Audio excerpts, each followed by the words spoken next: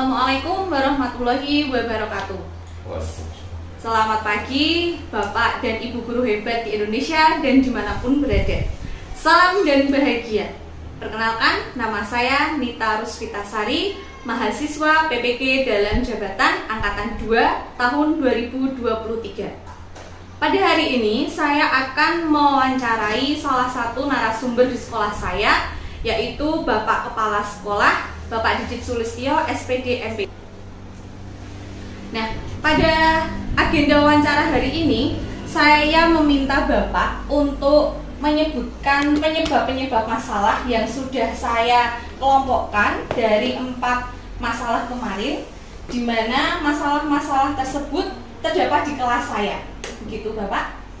Dan sebelumnya saya ucapkan terima kasih kepada Pak Didit sudah memberikan waktu untuk saya bisa wawancara dengan panjenengan. Apa kabar Pak hari ini? Alhamdulillah. Alhamdulillah sehat ya. Oke, langsung ke topik yang pertama Pak Didit. Di kelas saya kemarin saya menemukan satu masalah, yaitu rendahnya motivasi belajar siswa khususnya dalam mata pelajaran matematika. Dan materinya itu perkalian bilangan desimal. Kalau menurut Pak Didit sendiri, penyebabnya apa yang menjadikan siswa itu rendah dalam motivasi belajarnya? Monggo. Terima kasih.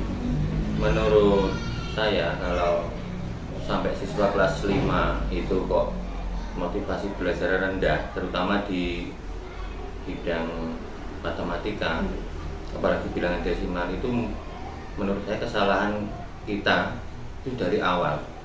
Karena dari awal itu anak-anak sudah didoktrin untuk perkalian, pembagian, bahkan sampai seperti dulu kan zaman kecil kita itu mencongak. Itu padahal kesalahan yang sangat fatal. Karena sekarang sudah diteliti oleh Puskur, Pusat Kurikulum yang ada di kementerian, itu bahwa anak itu sampai usia PAUD sampai usia 8 tahun, berarti kan kalau kita di kelas 1 sampai 2 SD itu tidak boleh dibebani perkalian, pembagian yang apalagi yang sampai ratusan ribu sampai jutaan gitu kan. Jadi salah satunya tadi ya doktrin dari awal siswa itu sudah diberikan statement kamu besok perkaliannya begini, jadi siswanya langsung berat dulu ya kalau mau belajar perkalian. Jadi kan karena sistemnya, skemanya kan hafalan kalau 5 kali 5 25, 4 kali 5 20 gitu. Jadi dia tidak ada keinginan atau kesenangan dalam melaksanakan itu. Jadi itu adalah kesalahan yang fatal sebetulnya. Tapi kedepannya akan kita perbaiki lagi proses itu. Terima kasih Pak Didit untuk satu permasalahan dari opini atau pendapatnya dari Pak Kepala Sekolah. Berikutnya yang kedua, itu saya menemukan ada masalah materi HOTS, High Order Thinking Skill, yang mungkin setiap hari kita mendengar ya seperti itu. Nah, di mana masalah yang saya identifikasi itu siswa tidak mampu menyelesaikan soal HOTS. Nah, kalau menurut Pak Didit sendiri, penyebabnya apa? Kenapa siswa kok sampai tidak bisa mengerjakan soal HOTS dari mungkin waktunya yang kurang tepat, kemudian kok soalnya A, jawabnya B, begitu menurut Pak Didit apa?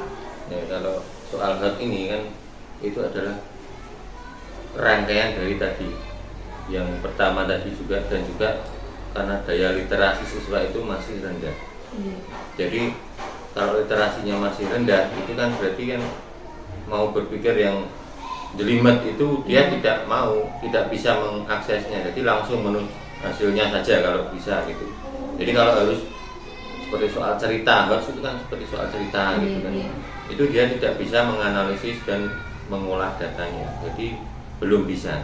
Jadi karena literasinya masih belum maksimal. Jadi, kalau berhubungan dengan literasi kan berarti berhubungan dengan bacaan yang panjang ya. Apakah si siswanya mungkin di kelas sebelumnya tidak terlatih begitu Pak, sampai misalnya diberikan soal yang panjang terus aduh Bu pusing sekali ini, dulu kalau dikasih soal itu misalnya apa yang dimaksud dengan ini langsung jawabannya ini begitu, apakah begitu? Kalau itu sebenarnya doktrin kita yang zaman dulu juga itu juga masih salah, bahwa membaca itu adalah wajib, itu kan salah. Siswa harus wajib bisa membaca kelas 1, kelas 2 itu kan salah.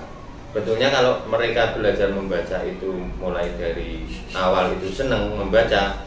Kalau sekarang kan dengan gambar gitu, jadi misalkan gambar buah tomat, bapak itu tulisannya tomat, jadi dia ingin membaca itu dengan senang karena melihat gambar, melihat itu, maka akan walaupun soal panjang seperti apapun dia akan senang membaca dulu karena dari rasa awal hatinya itu senang.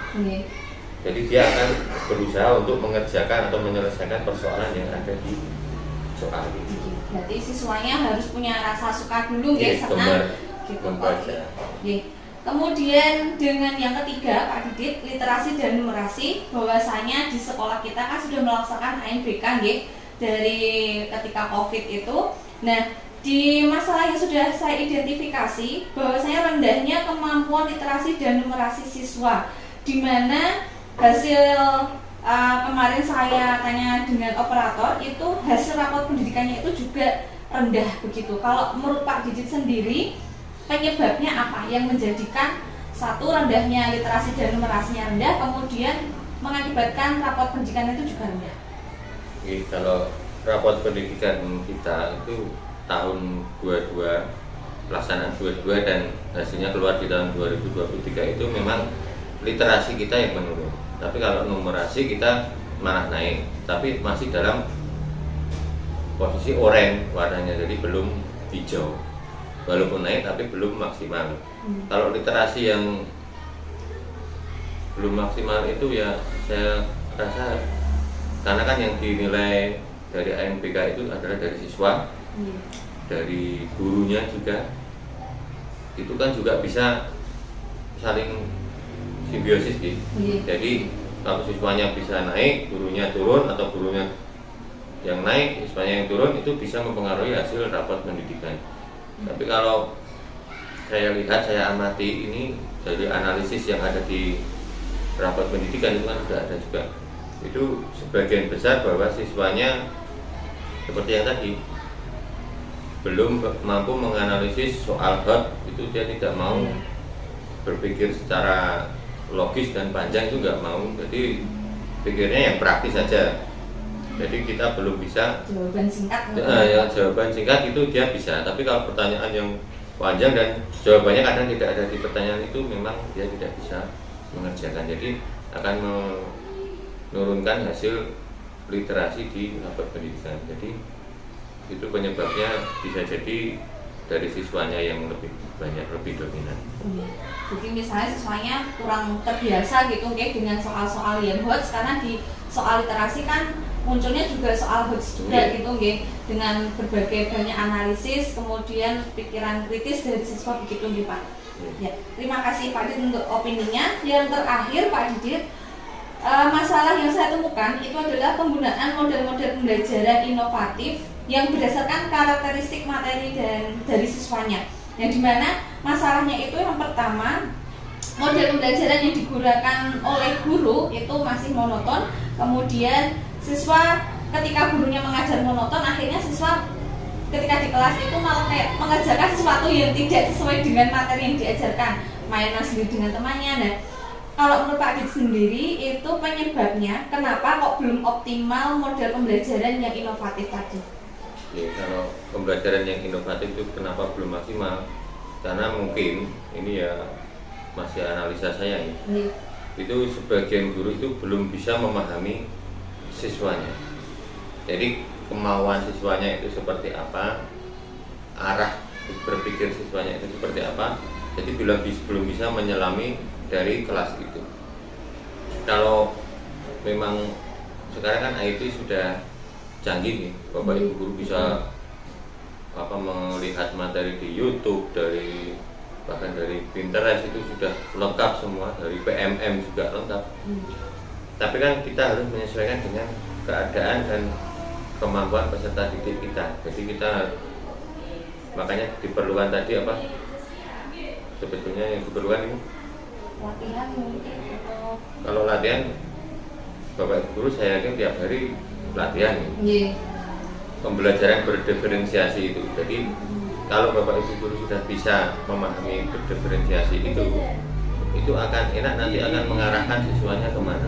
Jadi tidak hanya Bapak Ibu guru yang mengarahkan, tapi siswanya juga punya ide-ide untuk agar mereka bisa mengetahui pembelajaran yang akan dilaksanakan bersama itu. Jadi tidak hanya guru, kalau dulu kan gurunya yang menjadi pokoknya manut sumbernya dari guru. Kalau sekarang dibalik, malah narasumber dari siswa, guru yang mengikuti siswa, begitu nggih Pak? Kalau sekarang memang guru itu sebetulnya fasilitator. Dalam kurikulum Merdeka ini, jadi memfasilitasi siswa untuk dia berproses menjadi lebih baik dan bisa belajar dengan sepanjang hayat itu tadi. Terima kasih Pak Adit untuk waktunya. Bapak guru hebat yang ada di seluruh Indonesia, demikian wawancara saya dengan Bapak Kepala Sekolah, sekaligus support sistem untuk saya dalam melaksanakan PPG dalam jabatan ini, dan banyak sekali manfaat yang dapat kita ambil. Bapak Ibu guru hebat, mungkin ini saja yang bisa kami sampaikan. Sekali lagi terima kasih Pak Adit atas waktunya, dan terima kasih juga atas motivasinya tadi. Semoga nanti kedepannya Bapak guru hebat dan mungkin siswanya menjadi lebih hebat lagi. Begitu Bapak guru hebat, saya akhiri. Satu pantun untuk panjenengan semua.